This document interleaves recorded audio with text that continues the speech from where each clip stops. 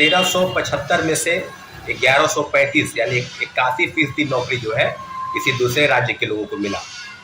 महिलाओं के साथ आरक्षण में छेड़छाड़ हुआ, दिव्यांग को आरक्षण 4% मिलना चाहिए, वो नहीं मिला। तो फिर हम चर्चा क्यों नहीं करेंगे कि बिहार की नौकरियों पर सिर्फ वोट देने के लिए बिहारी बने हैं क्या? आखिर क्या वजह है भाई कि डोमिसाइल नीति की चर्चा फिर से करने लगे? हम लोग तो लगातार कह रहे हैं कि जब तीनों फेज की बहाली निकल गई फिर डोमिसाइल का डुगडुगी आप बजाने लगे। उस प्रोटेस्ट में हमारी भी गिरफ्तारी होगी तो कोई थी जो अगस्त महीने में हुआ था और डिटेन किया गया था हमारे साथी अभिषेक झा के साथ। मुझे रणनीति के तहत नेतृत्व करता चाहे कोई भी हो, उसका उद्देश्य स्पष्ट और साफ है। डोमिसाइल नीति पर बिहार सरकार अल्टीमेटम जारी करे, बिहार सरकार ऑर्डिनेंस पास करे और सभी परीक्षाओं में डोमिसाइल नीति लागू हो।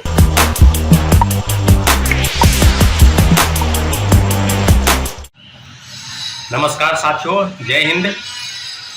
अभी बात होगी डोमिसाइल नीति की और जिस डोमिसाइल को लेकर कल जो प्रोटेस्ट हुआ था, इस प्रोटेस्ट के दौरान जितनी भी चीजें हुई सब आपके सामने है कि डोमिसाइल नीति को लेकर जो छात्र अभ्यर्थियों की डिमांड थी कि मुख्यमंत्री से मिलना है और मुख्यमंत्री के बिहाफ पर सीएमओ के एक चिटपुंजी अधिकारियों से मिलवाया गया। उसके बाद पता नहीं क्या क्या चर्चा हो रही है कि क्या डोमिसाइल नीति पर सरकार का स्पष्टीकरण क्या होगा। अब अल्टीमेटम दिया गया है 10 दिनों का। हम लोग का भी मानना है कि भाई जब मुख्यमंत्री को निर्णय करना था तो मुख्यमंत्री से मिलने की बात होती, मुख्यमंत्री से क्यों नहीं मिला गया? और जो मुख्यमंत्री से मिलने की जो जिद है उसको संभवतः अगले प्रोटेस्ट में बिल्कुल एनी हाउ उसको पूरा करवाना है कि मुख्यमंत्री से मिलना है तो मुख्यमंत्री से मिलना है। अगर मुख्यमंत्री जी नहीं मिलते हैं तो उनके बिहाफ में कोई उच्च स्तरीय अधिकारी यानी मुख्य सचिव रैंक के अधिकारी मिले, मुख्य सचिव मिले, कोई मंत्री मिले जो पूरी जानकारी मुख्यमंत्री को दे, इसका आश्वासन तो कम से कम स्पष्ट तौर पर मिलना चाहिए। अब डोमिसाइल नीति क्यों जरूरी है? क्योंकि लगातार जो बहाली है, शिक्षक बहाली के तीनों फेज निकल गए और उसकी डुगडुगी जो है चौथे फेज की बजने वाली है कि चौथे फेज की बहाली की प्रक्रिया शुरू होने वाली है। और डोमिसाइल नीति पर इसलिए जरूरी है चर्चा क्योंकि डोमिसाइल नीति कहीं ना कहीं बिहार के अभ्यर्थियों के लिए जरूरी था। और आपको बताते चले कि इसके पहले भी एक पहली बार प्रोटेस्ट नहीं हुआ है अभ्यर्थियों के साथ। अभ्यर्थियों के साथ हम लोगों ने भी डोमिसाइल नीति के जब लागू था और जिसको एकाएक हटाया गया, आपको याद होगा अगस्त महीने में इंडिया गठबंधन की बैठक होती है और उसके बाद महागठबंधन के नेता उस समय नीतीश कुमार भी थे, तेजस्वी यादव डिप्टी सीएम थे और एक बात की तरह एक निर्णय ऑर्डिनेंस में परिवर्तन करते हुए डोमिसाइल नीति को हटाया गया। शायद किन्हीं को प्राइम मिनिस्टर का कैंडिडेट बनना था यूपी के किसी सीट से। इस बात की चर्चा सभी लोगों में थी और दूसरे तरीके से जब ऐसा लगा कि चाचा प्राइम मिनिस्टर होंगे तो हम यहाँ मुख्यमंत्री बन जाएंगे, तो उस पर तेजस्वी यादव की भी स्वीकार्यता थी। लेकिन अब देखिए किस प्रकार से ये जो खेल चल रहा है, डोमिसाइल फर्जी सर्टिफिकेट बनाकर लोग बहाल हो गए हैं। कई अखबारों ने उसको प्रमुखता से छापा है कि कहीं 800, कहीं 1000, कहीं 2000 लेकर बिहार के अस्थायी निवासी का प्रमाण पत्र लेकर लोग शिक्षक बन गए और बने हैं क्योंकि बिहार में नौकरियों की बहार है।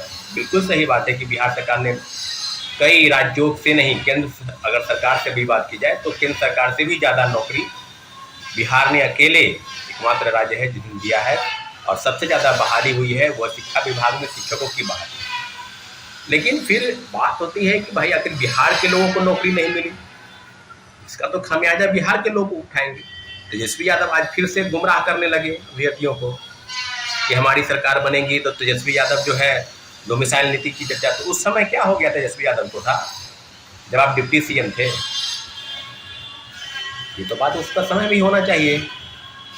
जब आप 2020 का विधानसभा चुनाव में वोट मांगने जाते थे तो दो बातों की चर्चा करते तेजस्वी यादव। पहला कि बिहार के सरकारी नौकरियों में पहला हक बिहारियों का और दूसरा कैबिनेट की बैठक से 10 लाख सरकारी नौकरी देने का वादा। तो फिर 17 महीने और 17 साल के शासनकाल का आप लेखा जोखा डाटा पेश कर रहे हैं। फिर दोबारा छात्रों और युवाओं के बीच में आ रहे हैं कि डोमिसाइल नीति की चर्चा हम करने लगे। वही हाल कम्युनिस्ट पार्टी के नेता संदीप सौरभ का है। आखिर क्या वजह है भाई कि डोमिसाइल नीति की चर्चा फिर से करने लगे? हम लोग तो लगातार कह रहे हैं कि जब तीनों फेज की बहाली निकल गई फिर डोमिसाइल का डुगडुगी आप बजाने लगे। उस प्रोटेस्ट में हमारी भी गिरफ्तारी होगी तो कोई थी जो अगस्त महीने में हुआ था और डिटेन किया गया था हमारे साथी अभिषेक झा के साथ, मुझे। और पूरी तरीके से हर चीज़ों का आकलन अलग अलग तरीके से नहीं किया जाए। अब रही बात कि आंदोलन का नेतृत्व कौन कर रहा है, ये जरूरी नहीं है। आंदोलन का उद्देश्य क्या है, स्पष्ट है कि डोमिसाइल नीति लागू हो, सभी परीक्षाओं में सिविल सेवा को छोड़ दिया जाए तो राज्य की सभी परीक्षाओं में, चाहे वो सिपाही की परीक्षा हो, चाहे दरोगा की परीक्षा हो, चाहे रिक्रूटमेंट की परीक्षा हो, चाहे लाइब्रेरी साइंस की बहाली हो जिसकी 65 सीट कैबिनेट से मंजूरी मिली है उसकी बहाली भी होगी, TRE 4 के साथ शिक्षक बहाली हो, सभी यानी सिविल सेवा को छोड़ दिया जाए तो सभी प्रतियोगिता परीक्षा में 90% डोमिसाइल और 100% प्राइमरी एजुकेशन यानी 1 to 5 में।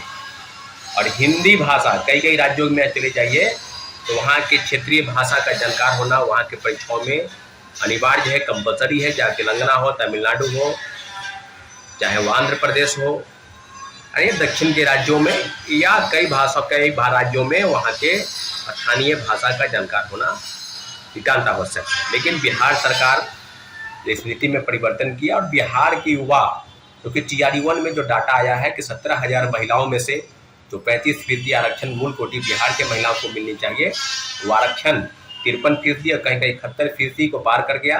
यानी 17,000 नौकरी में से 10,000 से ज़्यादा नौकरी किसी दूसरे राज्य के महिलाओं को दिया गया। TRE 2 में बात की जाए 6 to 8 में तो बात की जाए तो 1375 में से 1135 यानी 81% नौकरी जो है किसी दूसरे राज्य के लोगों को मिला।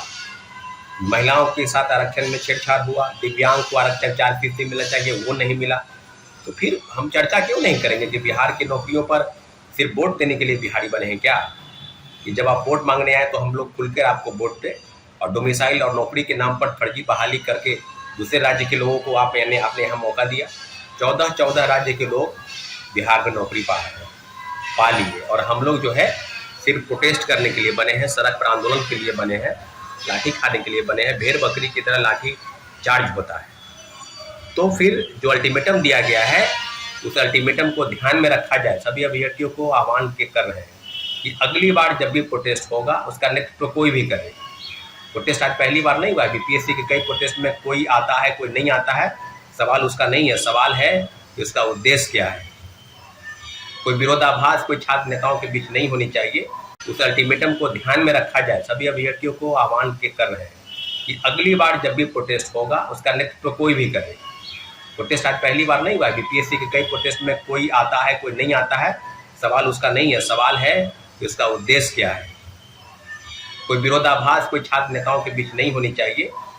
इसलिए कई मर्तबा में आंदोलन में शरीक नहीं होना भी एक खास रणनीति का एक हिस्सा होता है साथियों। इसलिए इसको ध्यान में रखा जाए और निश्चित रूप से निष्पक्ष होकर आप अपनी मांगों में हम लोग अडिग रहेंगे और डोमिसाइल नीति लागू हो सभी परीक्षाओं में, सभी प्रतियोगी जो परीक्षा है उसमें। और निश्चित रूप से अगला जो अल्टीमेटम है कि मुख्यमंत्री जी से मिलकर ही आप लोग वापस आइएगा, अन्यथा यूं ही बरगला कर टिटपुंजी अधिकारियों को ज्ञापन सौंपने से कोई फल निकलने वाला नहीं है।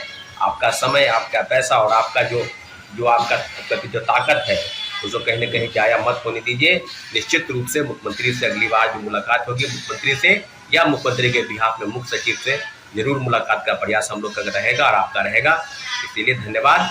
रणनीति के तहत नेतृत्व करता चाहे कोई भी हो, उसका उद्देश्य स्पष्ट और साफ है। डोमिसाइल नीति पर बिहार सरकार अल्टीमेटम जारी करे, बिहार सरकार ऑर्डिनेंस पास करे और सभी परीक्षाओं में डोमिसाइल नीति लागू हो। धन्यवाद।